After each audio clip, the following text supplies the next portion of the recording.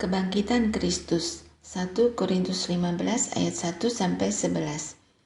Dan sekarang saudara-saudara, aku mau mengingatkan kamu kepada Injil yang aku beritakan kepadamu dan yang kamu terima, dan yang di dalamnya kamu teguh berdiri. Oleh Injil itu, kamu diselamatkan, asal kamu teguh berpegang padanya, seperti yang telah kuberitakan kepadamu, kecuali kalau kamu telah sia-sia saja menjadi percaya.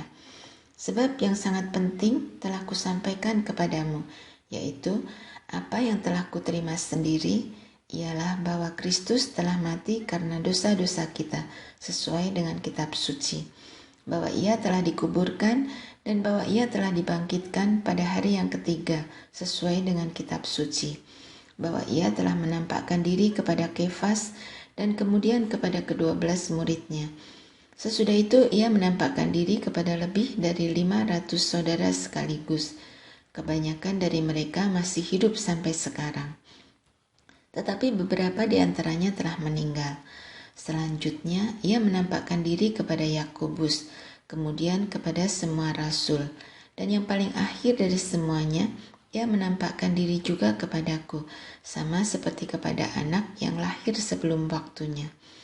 Karena aku adalah yang paling hina dari semua rasul, bahkan tidak layak disebut rasul, sebab aku telah menganiaya jemaat Allah. Tetapi karena kasih karunia Allah, aku adalah sebagaimana aku ada sekarang, dan kasih karunia yang dianugerahkannya kepadaku tidak sia-sia. Sebaliknya, aku telah bekerja lebih keras daripada mereka semua, tetapi bukannya aku, melainkan kasih karunia Allah yang menyertai aku. Sebab itu, baik aku maupun mereka, demikianlah kami mengajar dan demikianlah kamu menjadi percaya. Kebangkitan kita 1 Korintus 15 ayat 12-34. Jadi, bila mana kami beritakan bahwa Kristus dibangkitkan dari antara orang mati, bagaimana mungkin ada di antara kamu yang mengatakan bahwa tidak ada kebangkitan orang mati? Kalau tidak ada kebangkitan orang mati, maka Kristus juga tidak dibangkitkan. Tetapi andai kata Kristus tidak dibangkitkan, maka sia-sialah pemberitaan kami dan sia-sialah juga kepercayaan kamu.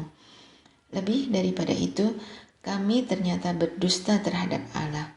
Karena tentang Dia kami katakan bahwa Ia telah membangkitkan Kristus, padahal Ia tidak membangkitkannya.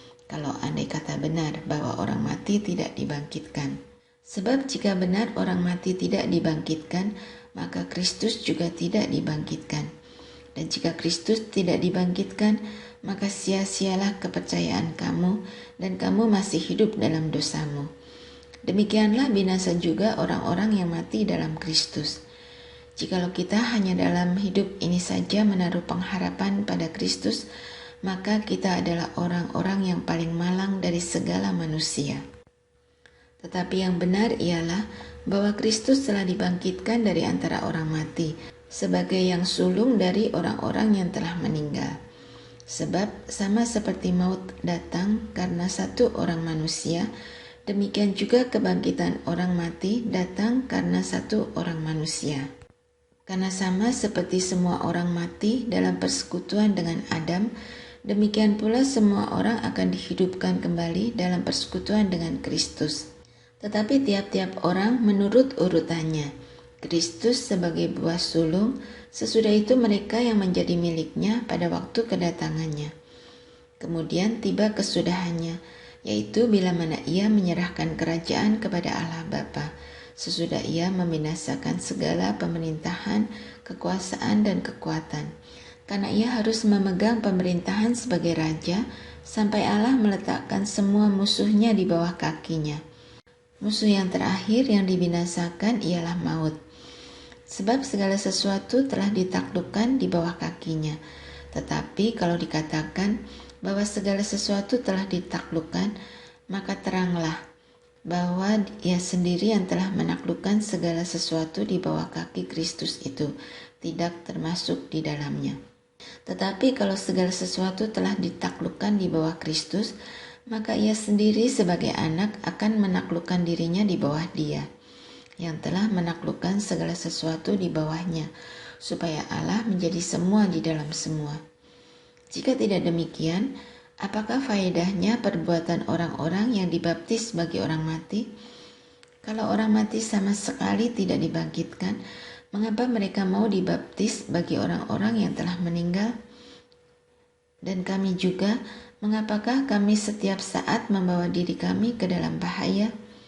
Saudara-saudara, tiap-tiap hari aku berhadapan dengan maut. Demi kebanggaanku akan kamu dalam Kristus Yesus Tuhan kita. Aku katakan bahwa hal ini benar. Kalau hanya berdasarkan pertimbangan-pertimbangan manusia saja, aku telah berjuang melawan binatang buas di Efesus. Apakah gunanya hal itu bagiku? Jika orang mati tidak dibangkitkan, maka marilah kita makan dan minum, sebab besok kita mati. Janganlah kamu sesat. Pergaulan yang buruk merusakkan kebiasaan yang baik. Sadarlah kembali sebaik-baiknya dan jangan berbuat dosa lagi. Ada di antara kamu yang tidak mengenal Allah. Hal ini kukatakan supaya kamu merasa malu. Kebangkitan tubuh 1 Korintus 15 ayat 35 sampai 58. Tetapi mungkin ada orang yang bertanya, bagaimanakah orang mati dibangkitkan? Dan dengan tubuh apakah mereka akan datang kembali? Hai orang bodoh, apa yang kau sendiri taburkan tidak akan tumbuh dan hidup kalau ia tidak mati dahulu. Dan yang engkau taburkan bukanlah tubuh tanaman yang akan tumbuh, tetapi biji yang tidak berkulit, umpamanya biji gandum atau biji lain. Tetapi Allah memberikan kepadanya suatu tubuh seperti yang dikehendakinya. Ia memberikan kepadanya tiap-tiap biji tubuhnya sendiri. Bukan semua daging sama. Daging manusia lain daripada daging binatang, lain daripada daging burung, lain daripada daging ikan. Ada tubuh surgawi dan ada tubuh duniawi, tetapi kemuliaan tubuh surgawi lain daripada kemuliaan tubuh duniawi. Kemuliaan matahari lain daripada kemuliaan bulan, dan kemuliaan bulan lain daripada kemuliaan bintang-bintang. Dan kemuliaan bintang yang satu berbeda dengan kemuliaan bintang yang lain. Demikianlah pula halnya dengan kebangkitan orang mati. Ditaburkan dalam kebinasaan, dibangkitkan dalam ketidakbinasaan. Ditaburkan dalam kehinaan, dibangkitkan dalam kemuliaan. Ditaburkan dalam kelemahan, dibangkitkan dalam kekuatan. Yang ditaburkan adalah tubuh alamiah, yang dibangkitkan adalah tubuh rohania. Jika ada tubuh alamiah, maka ada pula tubuh rohania. Seperti ada tertulis, manusia pertama, Adam, menjadi makhluk yang hidup, tetapi Adam yang akhir menjadi roh yang menghidupkan. Tetapi yang mula-mula datang bukanlah yang rohania, tetapi yang alamiah. Kemudian barulah datang yang rohania. Manusia pertama berasal dari debu tanah dan bersifat jasmani. Manusia kedua berasal dari surga. Makhluk-makhluk alamiah sama dengan dia yang berasal dari debu tanah, dan makhluk-makhluk surgawi sama dengan dia yang berasal dari surga. Sama seperti kita telah memakai rupa dari yang alamiah, demikian pula kita akan memakai rupa dari yang surgawi. Saudara-saudara, inilah yang hendak kukatakan kepadamu, yaitu bahwa daging dan darah tidak mendapat bagian dalam kerajaan Allah, dan bahwa yang binasa tidak mendapat bagian dalam apa yang tidak binasa. Sesungguhnya, aku menyatakan kepadamu suatu rahasia. Kita tidak akan mati semuanya, tetapi kita semuanya akan diubah. Dalam sekejap mata, pada waktu bunyi nafiri yang terakhir. Sebab nafiri akan berbunyi dan orang-orang mati akan dibangkitkan dalam keadaan yang tidak dapat binasa, dan kita semua akan diubah. Karena yang dapat binasa ini harus mengenakan yang tidak dapat binasa, dan yang dapat mati ini harus mengenakan yang tidak dapat mati. Dan sesudah yang dapat binasa ini mengenakan yang tidak dapat binasa, dan yang dapat mati ini mengenakan yang tidak dapat mati, maka akan genaplah firman Tuhan yang tertulis, maut telah ditelan dalam kemenangan. Hai maut, di manakah kemenanganmu? Hai maut, di manakah sengatmu? Sengat maut ialah dosa, dan kuasa dosa ialah hukum Taurat. Tetapi syukur kepada Allah yang telah memberikan kepada kita kemenangan oleh Yesus Kristus Tuhan kita. Karena itu saudara-saudaraku yang kekasih, berdirilah teguh, jangan goyah, dan giatlah selalu dalam pekerjaan Tuhan. Sebab kamu tahu bahwa dalam persekutuan dengan Tuhan, jerih payahmu tidak sia-sia. Bantuan untuk jemaat di Yerusalem. 1 Korintus 16 ayat 1-4.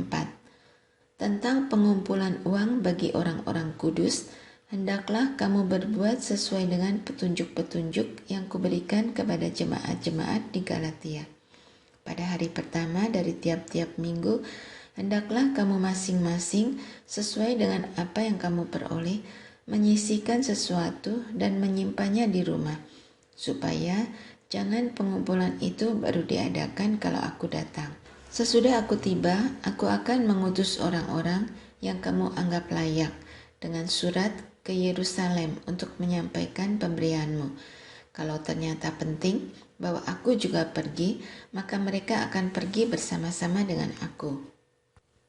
Rencana Paulus, 1 Korintus 16 ayat 5-9. Aku akan datang kepadamu sesudah aku melintasi Makedonia, sebab aku akan melintasi Makedonia. Dan di Korintus, mungkin aku akan tinggal beberapa lamanya dengan kamu, atau mungkin aku akan tinggal selama musim dingin, sehingga kamu dapat menolong aku untuk melanjutkan perjalananku. Sebab sekarang aku tidak mau melihat kamu hanya sepintas lalu saja. Aku harap dapat tinggal agak lama dengan kamu jika diperkenankan Tuhan. Tetapi aku akan tinggal di Efesus sampai hari raya Pentakosta.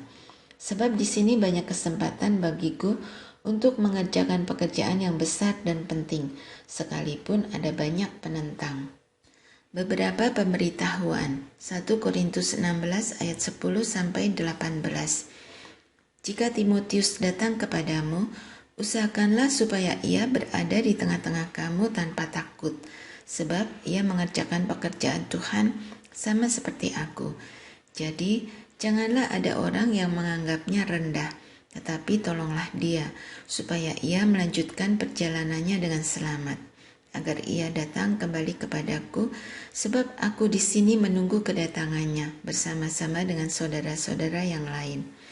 Tentang saudara Apolos, telah berulang-ulang aku mendesaknya untuk bersama-sama dengan saudara-saudara lain mengunjungi kamu, tetapi ia sama sekali tidak mau datang sekarang. Kalau ada kesempatan baik nanti, ia akan datang. Berjaga-jagalah, berdirilah dengan teguh dalam iman, bersikaplah sebagai laki-laki dan tetap kuat. Lakukanlah segala pekerjaanmu dalam kasih. Ada suatu permintaan lagi kepadamu, saudara-saudara. Kamu tahu bahwa Stefanus dan keluarganya adalah orang-orang yang pertama-tama bertobat di Akaya, dan bahwa mereka telah mengabdikan diri kepada pelayanan orang-orang kudus. Karena itu, taatilah orang-orang yang demikian, dan setiap orang yang turut bekerja dan berjerih payah. Aku bergembira atas kedatangan Stefanus, Fortunatus, dan Akaikus, karena mereka melengkapi apa yang masih kurang padamu, karena mereka menyegarkan rohku dan roh kamu. Hargailah orang-orang yang demikian. Salam. 1 Korintus 16 ayat 19-24. Salam kepadamu dari jemaat-jemaat di Asia Kecil. Aquila, Priskila, dan jemaat di rumah mereka menyampaikan berlimpah-limpah salam kepadamu. Salam kepadamu dari saudara-saudara semuanya. Sampaikan salam seorang kepada yang lain dengan cium kudus. Dengan tanganku sendiri, aku menulis ini. Salam dari Paulus. Siapa yang tidak mengasihi Tuhan, terkutuklah ia. Maranatha. Kasih karunia Tuhan Yesus menyertai kamu. Kasihku menyertai kamu sekalian dalam Kristus Yesus.